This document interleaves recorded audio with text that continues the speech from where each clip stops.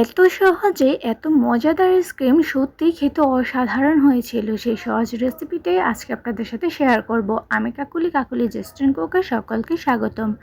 প্রথমে একটা mixing bowl নিয়েছি। এখানে আগে থেকে জাল করে ঘন করে রাখা 1 কাপ দুধ নিয়েছি, আর এই কাপটা একটু বড় সাইজের।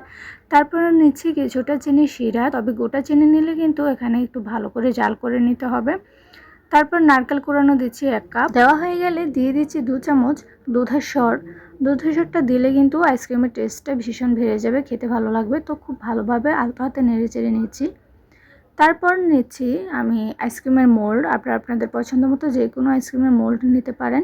তো মোল্ডগুলোতে আমি আইসক্রিমের যে মিশ্রণটা তৈরি করেছি সেই মিশ্রণটা একটু একটু করে ঢেলে দিচ্ছি। তো সবগুলো মোল্ডে আইসক্রিমের মিশ্রণটা ঢালা হয়ে গেলে আমি কিন্তু ফ্রিজে রেখে দেব 8 থেকে 9 ঘন্টার জন্য।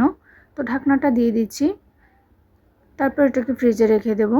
তো ফ্রিজ থেকে নামিয়েছি 8 থেকে 9 ঘন্টা পর, এই যে দেখুন। আর সামান্য একটু জলে ভালো করে একটু ভিজিয়ে নিয়েছি।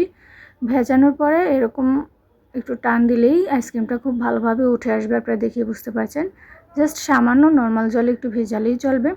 তো এরকম করে আমি আইসক্রিমটা উঠিয়ে নিচ্ছি। তো আইসক্রিমটা দেখতে যতটা সুন্দর হয়েছে, খেতেও কিন্তু তার থেকে ভীষণ মজার হয়েছে। না খেলে বুঝবেনই না, সত্যিই অসাধারণ এই আইসক্রিমটা খেতে হয়েছিল। খুব সহজ এবং খুব মজাদার একটা আইসক্রিম।